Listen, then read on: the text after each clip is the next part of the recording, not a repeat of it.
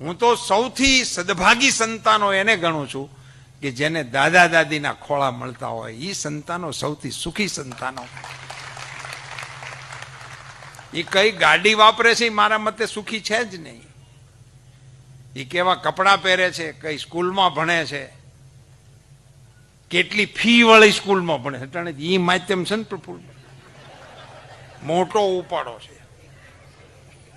પછી એની માં આખા બજારમાં પોરખ કરે કે અમારે તો 60,000 રૂપિયા ફી અને પાછા ડ્રેસના નોખા, પાછા કે ટૂરના નોખા. હવે એ આપણી પાસે હિસાબ કરાવે કે આપણે મૂકવા ગયા હતા તારા છોકરાને, તું આંકડા મને ગણાવે છે.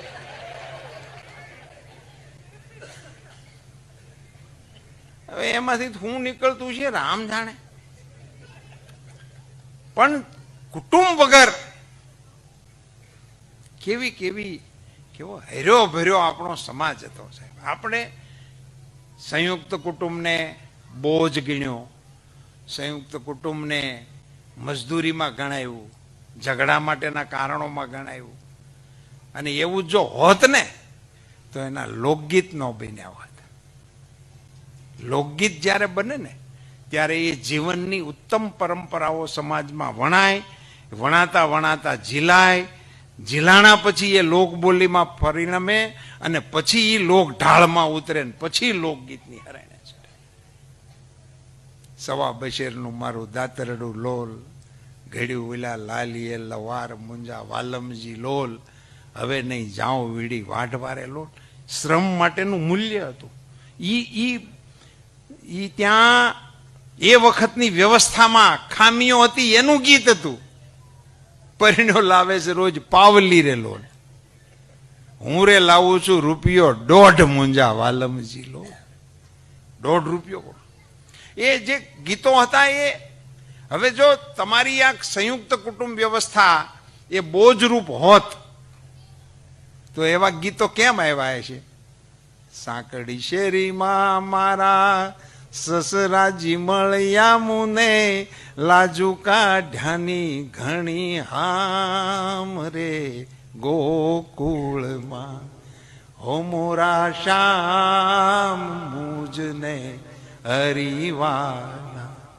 આ કેવી રીતે ગવાણું છે? જો એ બોજલ હોત તો કેવી રીતે ગવાણું હોત? સાંકડી શેરીમાં મારા જેઠજી મળ્યા મને, ઝીણું બોલ્યાની ઘણી હામ. તમે વિચાર તો કરો કેવી પરિવાર પ્રત્યેની શ્રદ્ધા હશે, કેવો પરિવાર પ્રત્યેનો આદર્શ હશે. અમે તો ગામડામાં, હું તો હજી રહું છું, હજી આપણે ત્યાં ગામડામાં કહેવત છે, બોલાય આમ લોકો અમસ્તા અમસ્તા વાતચીત 5 છે શેઠે સડતા નહીં, 3 અંદર જાય તો 2 ખેડશે. એ શેઠે સડાય. પણ એ ક્યારે થાય? સંયુક્ત કુટુંબ હોય તો કહેવાય. એક કલ્યું હોય તો સમાધાન જ કરવું પડે, પગે જ લાગ્યા રાખવું પડે, એનાથી કઈ થાય જ નહીં. ક્ષમતા વિહોણા થઈ ગયા. મોરલ ઓથોરિટી જે આપણી રહેતી હતી ને કુટુંબમાંથી આવે. એકાદ નાનો હોય, કોઈ નબળો હોય, ધીમો હોય તો એ સંયુક્ત કુટુંબમાં ખબર ન પડે. કુટુંબની શાખ ભેગી શાખ એ કુટુંબનો જ ગણાય. એ નાનું મોટું એમાં ગણાય નહીં. એની હારે એના ઉછેરને કોઈ બાધ ન આવે, એના વિકાસને કોઈ બાધ ના આવે. હવે એ તરત ઓશિયાળા થઈ જાય છે, નિરાધાર થઈ જાય છે, સંઘર્ષ નથી કરી શકતા. અને સંઘર્ષ આવે ત્યારે જે એકલતા અનુભવે છે પછી એ પાછા નથી વળી શકતા. પછી પાછા નથી વળી શકતા. એને સમજણ હોતે ને પડે છે કે અટાણે જો ભાઈ હોત, અટાણે જો પપ્પા હોત, અટાણે જો મમ્મી હોત, એમ તો એને પછી આંચકા આવે છે. પણ ત્યારે તો આપણે લીલું વાટી ચૂક્યા હોય કે તમે એટલે અમે નહીં ને અમારે ત્યાં તમે નહીં. એવી રીતે જે કુટુંબોને તોડી નાખ્યા. કેવી કેવી સુંદર કલ્પનાઓથી આપણા સંતાનો વંચિત રહી જાય છે. હું તો સૌથી સદભાગી પેઢીને દોષ દેવાની જરૂર નથી. તમે એને કશું પીરસ્યું નથી. તમે એને દેખાડ્યું નહીં કાંઈ ને. તમે તમારા પિતાશ્રીના તમારા માતુશ્રીના પગ દબાવતા હોય અને એ તમારા છોકરાએ જોયું હોય તો કોક દિવસ પગ દબાવવાનું આવે. નહીંતર કે ડેડી અવાજ ના કરો, સુઈ રહો, ડિસ્ટર્બ કરો છો તમે. અત્યારે અમારી સિરીઝ ચાલે છે, એનું કારણ એને નથી માથું દબાવતા જોયો નથી, તને ભાડ્યો જ નથી, તે નથી દબાવ્યું. મૂળ વાંક આપણો છે. એ જ્યાં હવે એ તમે કેવી રીતે દબાવવાનું કરી શકો? કારણ કે તમે જ પહેલે જ નક્કી કર્યું કે આપણે નોખું રહેવું છે ને વેહવાળ સુધી પોગી ગયા. અમારે તો એકલ્યું ગોતવું છે. તો મોટું કુટુંબ છે, મેં તો હલસ બોલે એમાં અમારી દીકરીને ક્યાં નાખવી? અરે એ હલસમાં જ એની સલામતી છે. હલસ બોલે એમાં સલામતી છે. હું તમારી જાણકારી માટે કહું, મારે એક પોલીસ વડા સાથે બેસવાનું થયું હતું. મારે આ બધી રામાયણો તો આપણી હાલતી જ હોય, છોકરીઓ ભાગી જવાની, પાછી ગોતવા જવાની, મેળવી દ્યો, અમારી છોકરી નિર્દોષ છે, અમારી આંખ શાર કરી દો ને પછી તમે છૂટા. મેં કીધું એ આંખ શાર નહીં, બાર કરીને વહી ગઈ છે એ તારી અરે આંખ શાર હું ગમે એટલી આંખ ભેળી કરતો નથી માનવાની. હવે એના નામનું નાય નાખતું એટલે કામ પતે.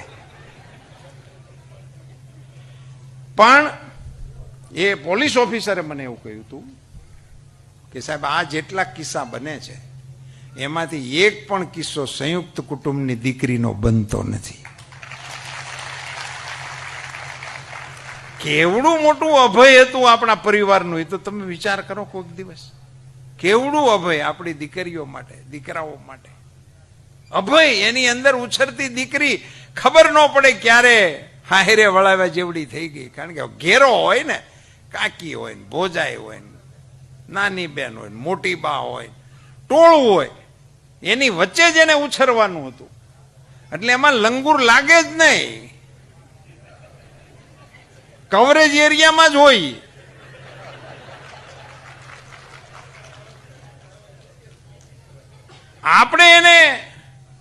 આપણે આપણા પરિવારની લાડકીઓના છત્રને છીનવી લીધા છે અને પછી હવે રોવા બેસીએ છીએ. એનો વાંક નથી, આપણો વાંક છે. આપણે પરિવાર તોડી નાખ્યો. ઓચિંતાની આળસ મરડી, જબકીને રાધા જાગી રે. પરોડ થયું ને પાંગરિયું મન, વન વાસળિયું વાગી રે. ઘરને ખૂણે ઘંટી જાગી, ગીત મંડી ગઈ ગાવા રે.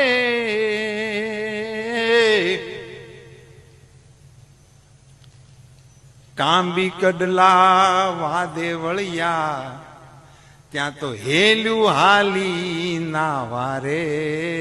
પરોડ થયું ને પાંગરિયું મન.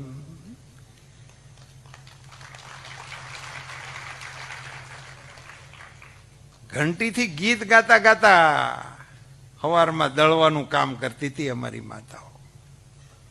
કાંબી કડલા વાદે ચડ્યા એટલે છાશું ફેરવતી હતી, એટલે કાંબી કડલાના અવાજ આવતા. હેલ્યું હાલી નાવા રે, હેલ્યું લઈને પાણી ભરવા જતા, પેલા એને ઉટકતા, એટલે હેલ્યું નાવા હાલી એમ ગીત ગવાતું.